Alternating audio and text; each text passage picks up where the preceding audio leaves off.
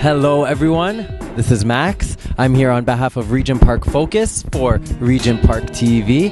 Here we are in the beautiful garden next to Winchester Public School with the youth volunteering at Green Thumbs Growing Kids Youth Center. The organization is Green Thumbs Growing Kids, and the kids do all of the work. They've planted these vegetable gardens, they take care of them, they do the weeding, the watering, and everything. What in the future are you guys looking forward to, and just any other kind of activities you've been building towards or building on? Well, we've been planting a lot of vegetable gardens, planting tomatoes, peppers, carrots. We also work out of Allen Gardens, where we keep a lot of the vegetables and have planted seedlings there and done transplants and things like that. And bigger picture, the kids, we talk a lot about why they're interested in planting food and what around food justice and having some control of food and learning more about organic and local food and how important it is to have some independence and being able to learn about self-sustainability. Green Thumbs is an organization that's run by the youth and adults and kids. And so we have kids programs, and we just take care of the gardens. We show the kids around, and even a drop-in on Mondays we have for kids and parents to look at the garden, and we harvest with them, play some games, and we just want to teach them about gardening. One of the biggest things and the main focus of Green Thumbs is to get kids back into gardening and to teach kids about sustainable gardening practices.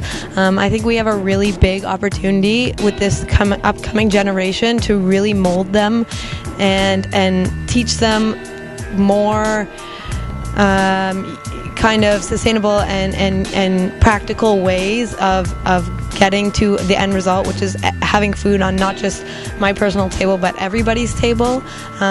So really Green Thumbs' main goal is to get kids back into a practice that has sort of been lost recently, which is growing your own food and learning how to do that in a sustainable and organic way.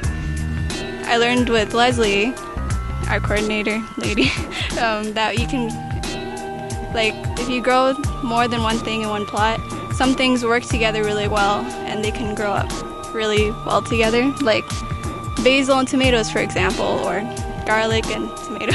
Was it garlic? It was garlic, right? And when they grow together, they make this zing, as Leslie described. And then they grow together, and they grow better together than they would separately. I've learned a lot of what the natives did way back when they did the Three Sisters, where they had corn, beans, and squash leaves, right? And that's actually a really good idea. What they do is they have squash at the ground, they have corn growing, and with the corn they have beans growing. What that does is the squash basically moistens the ground so the corn could get as much moisture from the ground, and the corn grows taller and taller, and the bean basically winds up around the corn, so the bean has a support. I actually never knew about that and thought that really fascinating things. So how exactly does a youth approach joining this kind of organization, or are there any guidelines? How can you open the window for people who want to help contribute to this kind of environment? Well, the Urban Roots Youth is mainly, we're kind of a place-based organization, so we build relationships with the people in our local community. So that would be for us, Cabbagetown, St. Jamestown, Regent Park, and Moss Park maybe, but this kind of East End neighborhood. And so most of our youth are coming from Regent Park. Our guideline is basically that you live in these neighborhoods, that you have a keen interest in growing food and learning about growing food, and that you're between the ages of 15 and 29. So definitely check it out. Get your kids involved if it's something that interests you or interests them. Again, this is Regent Park TV on behalf of Regent Park Focus, and tune in for more.